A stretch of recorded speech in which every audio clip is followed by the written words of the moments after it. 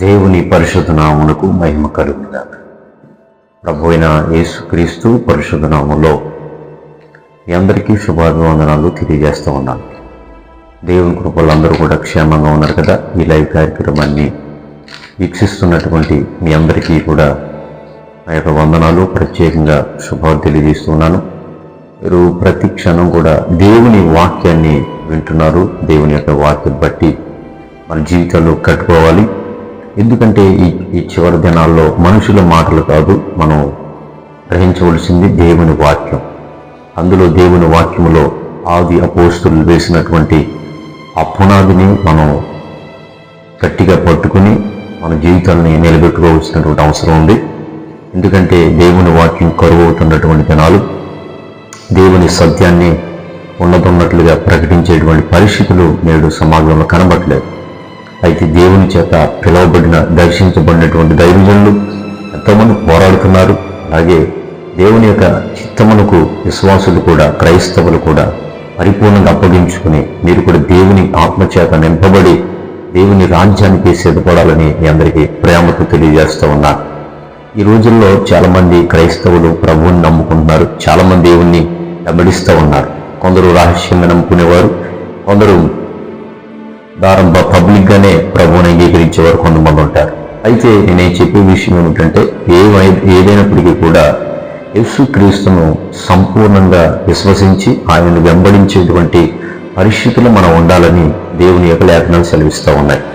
ఈ రోజున ఒక విషయాన్ని జ్ఞాపకం చేస్తాను. పరిశుద్ధ గ్రంథంలో నుండి లూకా సువార్త 10వ అధ్యాయము 27వ వచనం. అతడు నీ దేవుడైన ప్రభువును నీ పూర్ణ హృదయముతోనూ, నీ పూర్ణ మనసుతోనూ, నీ పూర్ణ శక్తితోనూ, నీ పూర్ణ వివేకముతోనూ ప్రేమింపునని నిన్ను వలె నీ పొరుగువాడిని ప్రేమింపునని వ్రాయబడి ఉన్నదని చెప్పాను. నిన్ను వలె నీ పొరుగువాడిని ప్రేమించమని దేవుని వైపు సెలవిస్తూ ఉంది.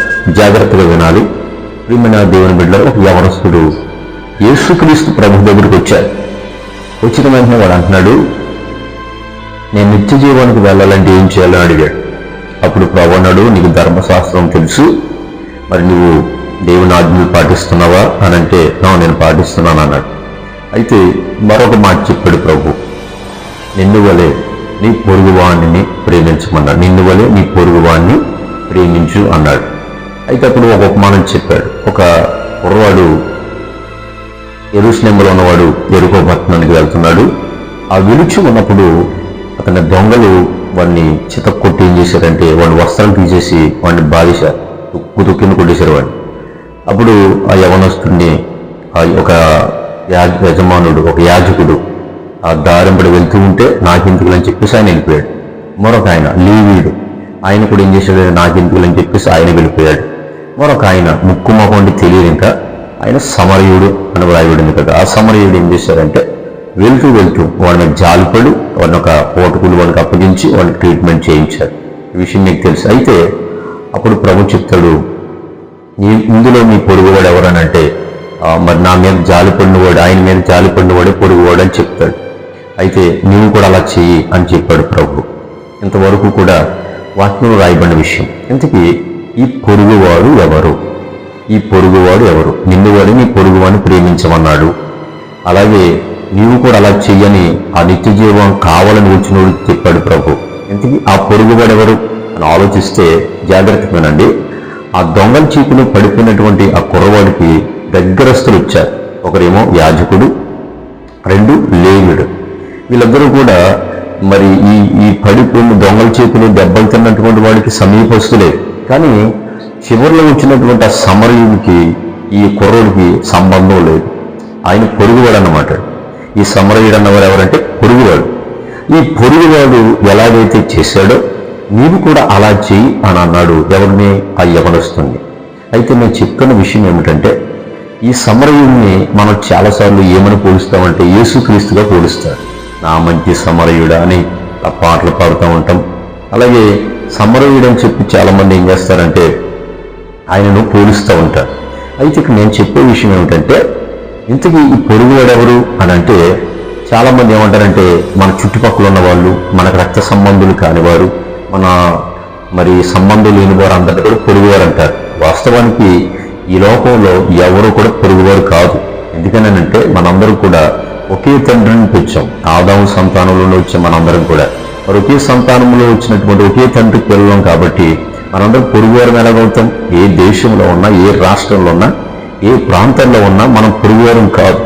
కానీ ఏంటంటే కొంతమంది వ్యక్తులు పరిచయం ఉండదు, కానీ అంత మాత్రాన పొరుగువారంటూ ఏమీ లేదు. ఎందుకంటే ఒక తండ్రి వల్లే ఈ సృష్టి అంతా సృష్టించబడింది. ఒక తల్లిదండ్రుల వల్లే ఈ లోకంలో మానవ జాతి అంతా కూడా నిర్మించబడింది. కాబట్టి ఈ లోకంలో ఉన్నటువంటి మనుషులు ఎవరో కూడా ఒకరికొకరు పొరుగువారు కాదు. అయితే మరి ఇంతకీ పొరుగువారు ఎవరంటే ప్రభువైన యేసుక్రీస్తు ఇక్కడ పొరుగువాడుగా ఉన్నాడు. ఎవరికి పొరుగువాడుగా ఉన్నాడు? ఎవరైతే దేవుని ప్రేమించారో, ఎవరైతే దేవుని హత్తుకోరో ఆయన వారికి ఎలా ఉన్నాడంటే పొరుగువాడుగానే ఉన్నాడు. కాబట్టి ఈ రోజుని వాక్యం ద్వారా యేసుక్రీస్తుని ఇంకా పొరుగువాడిగానే చూస్తున్నారు చాలా మంది. ఇంతకీ విషయం జ్ఞాపకం చేసుకోవాలి. నిన్ను వాడు నీ పొరుగువాడు ప్రేమించమంటే ఎవరిని? యేసుక్రీస్తుని ప్రేమించాలి.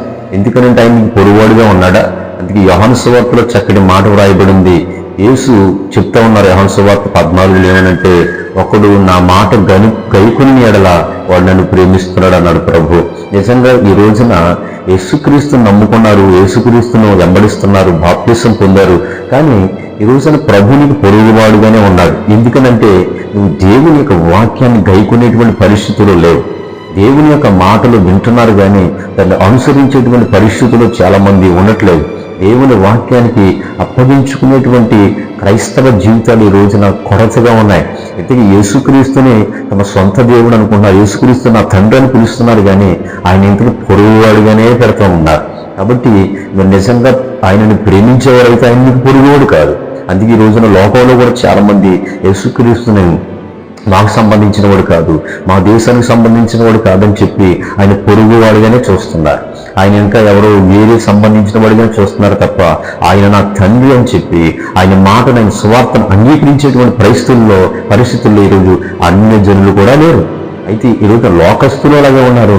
క్రైస్తవులు కూడా ఈ రోజున వాక్యం వింటున్నారు, కానీ ఆ వాక్కును మరి పెడచెవి పెట్టేస్తున్నారు, ఆ వాక్కును విడిచిపెట్టేస్తున్నారు, కానీ దాన్ని అనుసరించేటువంటి పరిస్థితులు కూడా ఈ రోజుల్లో చాలా మంది తక్కువగా ఉన్నారు. అయితే ఈ రోజు నేను చెప్తున్నాను, ఎవరిని పొరుగువాడు? యేసుక్రీస్తు పొరుగువాడుగా ఉన్నాడా? యేసుక్రీస్తుని ప్రేమిస్తున్నారా?